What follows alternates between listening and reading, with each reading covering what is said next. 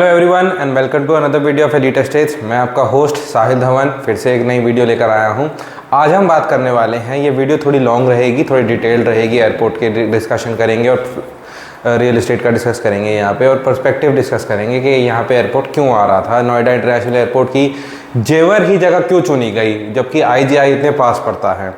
तो ये पार्ट्स में रहेगी, तो नेक्स्ट वीडियो का भी जरूर वेट करें और उसको भी देखें। बाकी हमारे चैनल को सब्सक्राइब करें।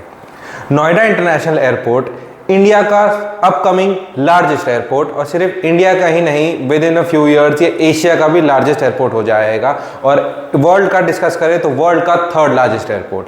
एट द मोमेंट एशिया का लार्जेस्ट एयरपोर्ट है चाइना का airport, which is one of the busiest airport, जिसके पास अभी 5 रनवेज हैं, 5 वर्किंग हैं।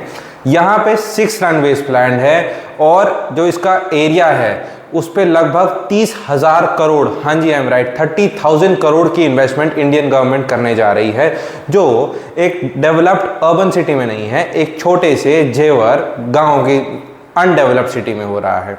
तो इसके काफ़ी रीजंस रहे होंगे, गवर्नमेंट ने काफ़ी सोच समझ के डिस्कस करके ये करा होगा।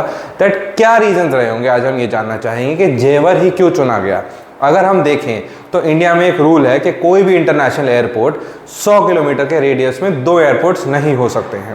तो इंडिया का सबसे बड़ा, सबसे busiest Indira Gandhi international airport, जो दिल्ली जैसे शहर के एकदम हार्ट में है, वो जेवर एयरपोर्ट से सिर्फ 74 किलोमीटर्स के रेडियस में है। तो इस एयरपोर्ट को बनाने का क्यों प्लान करा जा रहा है, जो दिल्ली एयरपोर्ट के इतनी नियर बाय पड़ रहा है। एक डेवलप्ड सिटी के अंदर ऑलरेडी एक डेवलप्ड वर्किंग रनिंग इंडिया का सबसे बड़ा एयरपोर्ट है। इट्स नॉट दैट कि एक एयरपोर्ट है, इंडिया का सबसे बड़ा एयरपोर्ट ऑलरेडी इस एयरपोर्ट के 74 किलोमीटर के रेडियस में है। तो इसको इतनी पास क्यों प्लान करा जा रहा है। अगर रिक्वायरमेंट भी थी एयरपोर्ट की तो थोड़ा दूर प्लान हो सकता था, किसी और स्टेट में प्लान हो सकता था, किसी और सिटी में प्लान हो सकता था, मे बी किसी डेवलप्ड एरिया में प्लान हो सकता था। लेकिन इसको एक अनडेवलप्ड एरिया में क्यों प्लान करा जा रहा है, इस एयरपोर्ट के इतना नियर बाय क्यों प्लान करा जा रहा है। और 30,000 करोड़ जो इंडिया यहाँ पे लगाने जा रहा है, क्या आने वाले टाइम में आप 30,000 करोड़ की इन्वेस्टमेंट का रिटर्न ले पाएंगे। ये 30,000 करोड़ नॉर्मल पब्लिक के, आम आदमी के काम आने वाला है, या ये एक और ट्रैप बन रहा है। आइए इस वीडियो में हर चीज़ को जानते हैं। इस एयरपोर्ट को बनाने की जिम्मेदारी ज्यूरिक एयरपोर्ट जो कंट्रोल करती है उस कंपनी को दी गई है। इस एयरपोर्ट की जो प्लानिंग हो रही है वो वर्ल्ड क्लास हो रही है, कि आप आए तो आपको एकदम वर्ल्ड क्लास फैसिलिटीज़ मिले, टचलेस सॉल्यूशंस हो, दैट कोई आपको ह्यूमन इंटरेक्शन की जरूरत नहीं है, वर्स्ट केस सिनेरियो के लिए भी प्रिपेयर्ड रहेगा, और आपको वर्ल्ड लेवल स्टैंडर्ड्स प्रोवाइड करे जाएंगे। अकॉर्डिंगली ये एयरपोर्ट प्रिपेयर हो रहा है। तो इसमें कोई शक नहीं है कि जो 30,000 करोड़ इन्वेस्ट हो रहे हैं ये कहाँ जा रहे हैं। Of course if you are making the world's largest airport, आपको इक्वल लेवल के स्टैंडर्ड्स, टेक्नोलॉजी, सेफ्टी, सिक्योरिटी सब कुछ प्रोवाइड करनी पड़ेगी, फैसिलिटीज सब प्रोवाइड करनी पड़ेंगी। तो ये जो एयरपोर्ट बनने जा रहा है 100% श्योर है ये इस एरिया को डेवलप कर देगा।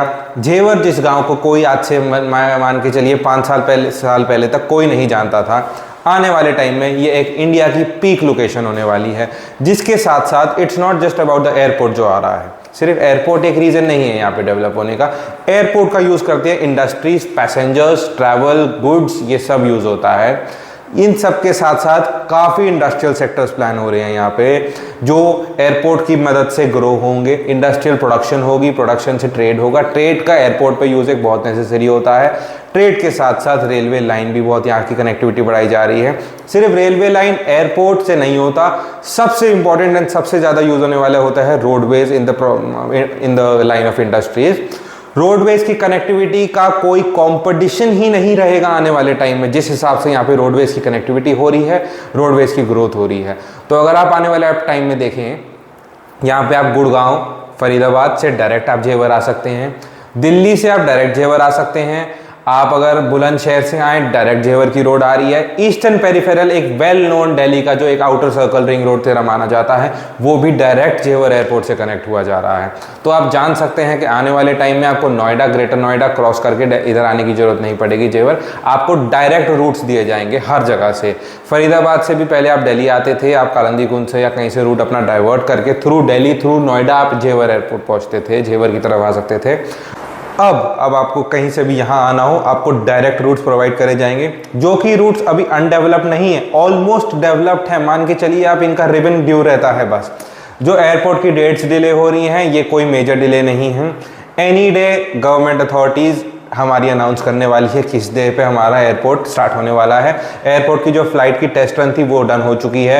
एयरपोर्ट के ATC के सारे लाइसेंसेस के सारे जो सिक्योरिटी अप्रूवल्स आने थे ऑलमोस्ट सारे आ चुके हैं। जो रहता है थोड़ा बहुत एयर सिक्योरिटी का जो लाइसेंस वगैरह रहते हैं, एयरपोर्ट के काफ़ी डॉक्यूमेंटेशन वगैरह जो होते हैं वो रहते हैं, और कोई मेजर चीज़ अब नहीं रह गई है। इसके साथ साथ मैं बताऊं, अथॉरिटी रेजिडेंशियल एरिया में भी बहुत इन्वेस्ट कर रही है, बहुत डेवलपमेंट हो रही है। तो ये जो 30,000 करोड़ हैं, ये तो सिर्फ एयरपोर्ट का बजट बताया था मैंने, लेकिन जो यमुना अथॉरिटी जिसके अंडर जेवर आता है, गौतम बुद्ध नगर के अंदर, जिसके अंदर सेपरेट एक यमुना अथॉरिटी है, जिस एरिया में जेवर आएगा और उसके आसपास के एरियाज आएंगे जो इंडस्ट्रियल सेक्टर वगैरह, उनको भी एक बहुत मैसिव अमाउंट का बजट दिया गया है, जिनकी स्कीम्स भी रेगुलर आती रहती हैं जो आप देख रहे हैं, to develop all the residential, industrial and rural areas in around the city, जिसकी वजह से आने वाले टाइम में बहुत ग्रोथ आएगी। आप बाकी किसी भी इंफॉर्मेशन के लिए मेरा चैनल सब्सक्राइब कर सकते हैं, कुछ भी जानना चाहें मुझे कॉल कर सकते हैं, इन्वेस्टमेंट का प्लान कर रहे हो, कोई भी नेसेसरी डिटेल्स चाहिए हो, आप मुझे कॉल करें और हमसे डायरेक्ट जुड़ें। Thank you.